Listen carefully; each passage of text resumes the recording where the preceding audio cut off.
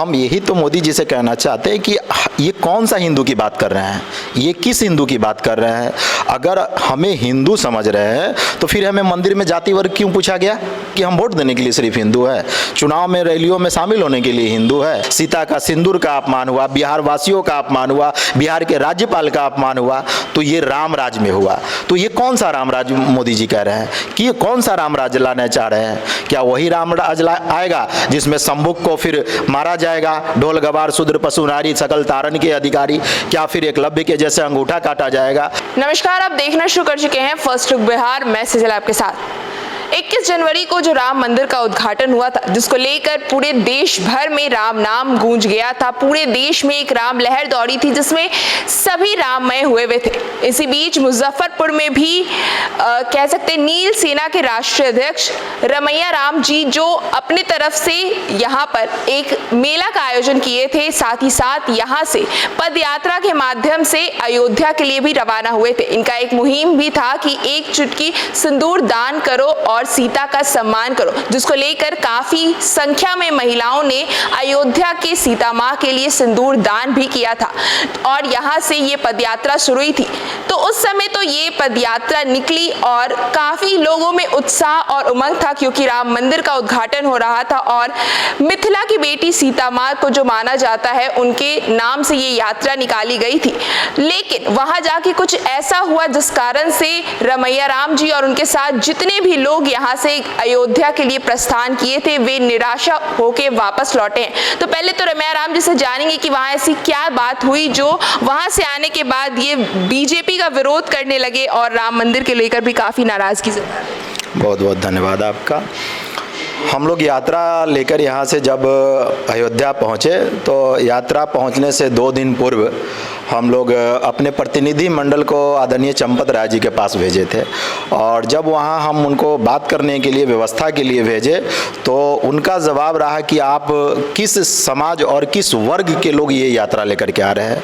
इसी नाराज़गी को लेकर के हम लोग वहाँ 3 दिन आमरण अनशन किए हैं उनके खिलाफ, मंदिर के खिलाफ, चंपत राय के खिलाफ, कि ये जो मंदिर बना है, ये मंदिर जाति वर्ग पूछ के क्या अंदर सम्मान दिया जाता है? चाहे जो हम लाए हैं देने के लिए, अर्पित करने के लिए, सीता जी के जो सिंदूर लेकर के हम बिहार से गए, लाखों महिलाओं के द्वारा दिया गया सिंदूर था, चांदी का दीप था, ये सब हम अर्पित करने के लिए गए थे अयोध्या। लेकिन जब हम वहाँ पहुँचे तो हमें वैसे इग्नोर किया गया जैसे लगा कि कोई वहाँ पूछने वाला नहीं रहा। इतना बड़ा यात्रा जो बिहार से गया, जिस यात्रा को राज्यपाल महोदय हरी झंडी दिखाए, उस यात्रा का वहाँ कोई पूछने वाला नहीं रहा, कोई पूछा ही नहीं। अच्छा, वैसे तो मोदी जी कहते हैं कि वो जात पात में नहीं मानते हैं, हिंदू धर्म, सनातन धर्म को काफी प्रायोरिटी देते हैं और सनातन की होकर वहाँ से आपसे सबसे पहले मतलब जात पूछा गया। हम यही तो मोदी जी से कहना चाहते हैं कि ये कौन सा हिंदू की बात कर रहे हैं, ये किस हिंदू की बात कर रहे हैं। अगर हमें हिंदू समझ रहे हैं तो फिर हमें मंदिर में जाति वर्ग क्यों पूछा गया? मान लीजिए कि हम वोट देने के लिए सिर्फ हिंदू है, चुनाव में रैलियों में शामिल होने के लिए हिंदू है, उनको जिताने के लिए हिंदू है।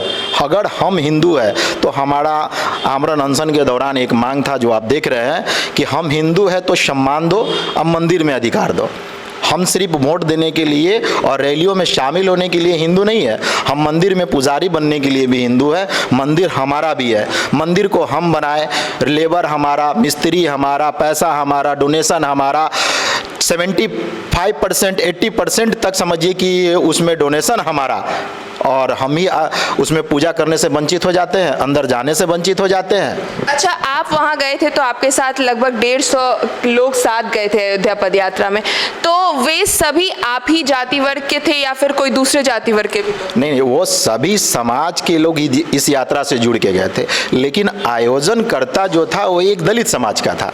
महिलाएं, बच्चे, बुजुर्ग मिलाकर के 8 साल के बच्ची के साथ 82 साल के बुजुर्ग हमारे साथ पैदल यात्रा में चले और 152 लोग हम लोग यात्रा में गए। 108 मूर्तियों का झांकी हम बना करके लेकर के गए थे और डीजे था, मतलब समझिए कि बैंड बाजे के साथ, गाजे बाजे के साथ हम लोग वहाँ पहुँचे। लेकिन ऐसा जो रास्ते में जो सम्मान, आदर, सम्मान, प्यार भाव जो मिला, वो अयोध्या में जैसे जो सीता के साथ जो नाइंसाफ़ी हुआ, वो सीता के मायके वाले के साथ फिर दोबारा पुनः वही हुआ। अच्छा, ऐसा सुनने में आ रहा है कि आप महागठबंधन से भी मिलने जा रहे हैं, तेजस्वी जी से भी मिलने जा रहे हैं, तो क्या मतलब आगे का क्या प्रक्रिया? नहीं, ऐसी बात नहीं कि हम किसी से मिलने जा रहे हैं। हम अपनी मुहिम अपना खुद चला रहे हैं। हमारा है अखमुनमा विरोध। हम आँख मून करके एक विरोध करने जा रहे हैं, भाजपा हटाओ, सम्मान के साथ अधिकार पाओ। ये राम राज में ही ना मेरे साथ ऐसा हुआ। राम राज और जो यूपी है जिसे राम राज कहा जाता है, उसी राम राज में हमारा अपमान हुआ, हमारे लोगों का अपमान हुआ, सीता का सिंदूर का अपमान हुआ, बिहार वासियों का अपमान हुआ, बिहार के राज्यपाल का अपमान हुआ। तो ये राम राज में हुआ। तो ये कौन सा राम राज मोदी जी कह रहे हैं कि ये कौन सा राम राज लाना चाह रहे हैं? क्या वही राम राज आएगा जिसमें शंभुक को फिर मारा जाएगा, ढोल गवार शूद्र पशु नारी सकल तारण के अधिकारी? क्या फिर एकलव्य के जैसे अंगूठा काटा जाएगा? फिर नारियों के साथ और दलितों के साथ वैसा ही व्यवहार किया जाएगा? वैसा राम राज वो लाना चाह रहे हैं। वैसे राम राज को हम लोग विरोध करेंगे और आंख मूंद करके विरोध करेंगे। इसलिए इस विरोध का नाम रखे हैं अखमुनमा विरोध। अच्छा, तो मतलब ये घटना तो 21 जनवरी की है, काफ़ी दिन हो गया इस बात को, तो फिर ये 2 महीने बाद फिर क्यों, मतलब इतने दिनों से कहा? हम नियंत्रण लगे हुए हैं, अपने कार्यक्रम में लगे हुए हैं। जब हम वहाँ से लमसम 23 तारीख को पिछले महीना में आए हैं और हमारा गोड़ भी फ्रैक्चर हो चुका है, जो अभी हम डॉक्टर से दिखवाए हैं। हम चलने के क्रम में हमारा गोड़ का जो हड्डी है वो भी टूट गया, जो एक्सरे में अभी हमको 3 महीना का बेड रेस्ट है। फिर भी हम चल के लोगों के पास जा रहे हैं, लोगों को बता रहे हैं। हमारा कार्यक्रम प्रत्येक गांव में, प्रत्येक प्रखंड में चल रहा है। और आज भी हम लोग पटना जा रहे हैं, लोगों से मिलेंगे, लोगों को बताते हैं। इस तरीक़ा से हम लोग लगे हुए हैं, अपने कार्यक्रम में लगे हुए हैं, लोगों को बताने में लगे हुए हैं। और 5 लोकसभा हटाओ अभियान मेरा चल रहा है, मुजफ्फरपुर, वैशाली, हाजीपुर, सीतामढ़ी और शिवहर। मुख्य रूप से हम बीजेपी को हराएंगे। अपनी बातों को हम घर घर तक जाके रखेंगे, चैनल के माध्यम से हो, हैंडबिल के माध्यम से हो, लोगों में मीटिंग करके हो, लोगों के पास जाकर के हर एक माध्यम से हम लोगों के पास अपनी बात को रखेंगे कि हमारे साथ अयोध्या में क्या हुआ। अच्छा, आपने कहा था कि अयोध्या में आपको जब जाने नहीं दिया गया था मंदिर के अंदर, तो आपने 3 दिन का अनशन भी किया था, तो उसके बाद क्या प्रक्रिया थी प्रशासन की या वहाँ के लोग? नहीं, ये गलत अफवाह है। मंदिर में ऐसे जाने की बात नहीं है। मंदिर में हम गए, लोग पूजा किए, सब चीज़ किए। हमारा कहना है कि जो यात्रा, जिस यात्रा को राज्यपाल महोदय, यहाँ के कामेश्वर चौपाल, गुप्तेश्वर पांडे, सुरेश शर्मा आदि बहुत से लोग इससे जुड़े हुए थे। ये विश्व कल्याणकारी यात्रा था। ये इतिहास में पहला यात्रा था कि जो 400 किलोमीटर 152 लोग हम लोग चल करके पैदल गए थे। और 8 साल के बच्ची से 82 साल के बुजुर्ग पैदल चले थे। लाखों महिलाओं का सिंदूर इस यात्रा में ले गया था। ऐसे तो बहुत लोग दूर दूर से 1500 किलोमीटर पैदल चल के आए थे। अकेला आए थे, 2 लोग आए थे, 1 लोग आए थे, पर हम लोग 152 लोग पैदल चल के गए थे। और सीता जी की जन्मस्थली, सीता जी के मायके से ये यात्रा अयोध्या की ओर गया था। ये यात्रा अपने आप में एक बड़ा यात्रा था और इस यात्रा को इग्नोर किया गया। हमारे साथ षड्यंत्र किया गया, हमारे साथ राजनीति किया गया। और हम तो चंपत राय से पूछना चाहते हैं और मोदी जी से पूछना चाहते हैं, आप किसका सम्मान करते हैं? आप किसको मंदिर में बुला करके दर्शन करवाते हैं, वीआईपी ट्रीटमेंट देते हैं, चाहे आप उसका जो भी व्यवस्थाएं हैं वो देते हैं? हमें सिर्फ हम दलित समाज से हैं, इसलिए हम वाल्मीकि समाज से है, इसलिए चाहे इस यात्रा का आयोजन दलित समाज और वाल्मीकि समाज किया, इसलिए आपने कहा कि मैं कोई व्यवस्था नहीं दे सकता हूं। अब मेरे पास आपके रहने के लिए व्यवस्था नहीं है, आपके भोजन के लिए व्यवस्था नहीं है। आप किस जाति और वर्ग से के लोग यात्रा लेके आ रहे हैं? इस कारण हम सब लोग आहत होकर वहाँ 3 दिन का आमरण अनशन किए थे। तो अब आगे इस प्रक्रिया में जो आप विरोध कर रहे हैं भाजपा का साफ तौर से, तो आगे इस प्रक्रिया में क्या आप करने का सोच? हम लोग का अभी ये जो प्रक्रिया चल रहा है वो भाजपा हराओ अभियान चल रहा है। जब तक हम किसी को हराएंगे नहीं, हम सीधा खोल के कह रहे हैं भाजपा हराओ, सम्मान के साथ अधिकार पाओ। तो तब तक ये जनता के बीच ये मुहिम चलते रहेगा इसी तरह से? जी, चलता रहेगा। हम लोग को इस मुहिम के द्वारा हम धार्मिक आरक्षण की मांग कर रहे हैं। ये धार्मिक आरक्षण हम लोग का मांग है।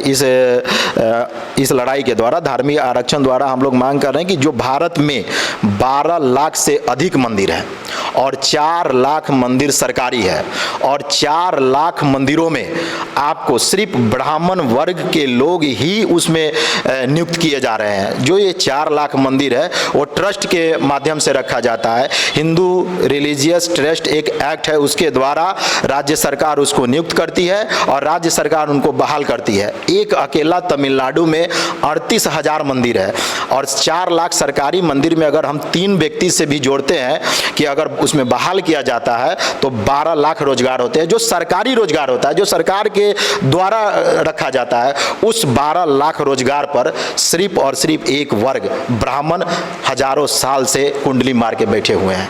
क्यों बैठे हुए हैं? और दलित ओबीसी वर्ग को अगर आरक्षण मिलता है तो वो कहते हैं कि ये आरक्षण का लाभ ले रहा है, आरक्षण का वो लोग विरोध कर रहे हैं, लेकिन 1000 साल से तो ब्राह्मण आरक्षण लेके बैठे हुए हैं।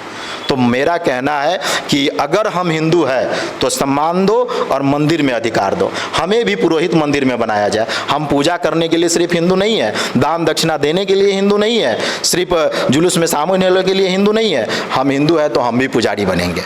हमें भी पूजा करने का अधिकार है, और प्रशिक्षण और योग्यता के आधार पर मंदिरों में पुरोहित बहाल किया जाए, और बचे हुए सभी मंदिर मस्जिद ट्रस्ट चर्च जितने हैं सबको सरकार अपने अधीन में ले और उस पर प्रशिक्षण और योग्यता के आधार पे पुजारी नियुक्त किया जाए। बहुत बहुत धन्यवाद। तो जैसा कि हमने बात किया रमैया राम जी से, और आपको पता है कि किस तरह से उनकी जो मुहिम चल रही है धार्मिक आरक्षण के लिए, जो ये कह रहे हैं कि जब ओबीसी और SC ST कास्ट के लोग आरक्षण प्राप्त करते हैं गवर्नमेंट सर्विस या किसी चीज़ में, तब ये जो ब्राह्मण और भूमियार कास्ट के लोग होते हैं ये सवाल उठाते हैं, लेकिन ये जो धार्मिक आरक्षण का बात है इस पर कोई भी चर्चा नहीं होती है। और किस तरह से उन्हें इग्नोर किया, उनके समाज के लोगों को इग्नोर किया गया अयोध्या धाम जाने के बाद, और किस तरह से उनके साथ दुर्व्यवहार किया गया, ये भी आपको पता है इस खबर में। अब देखना होगा कि आगे ये जो मुहिम चल रहा है रमैया राम जी का धार्मिक आरक्षण के लिए, और साथ ही साथ बीजेपी हराओ आंदोलन भी जो कह सकते हैं एक तरह से चल रहा है, अभी आगे क्या मोड़ लेता है। तो इस खबर में बस इतना ही, और खबरों के लिए बने रहिए हमारे साथ। हमारे फेसबुक चैनल को लाइक कीजिए, हमारे यूट्यूब चैनल को सब्सक्राइब कीजिए। धन्यवाद।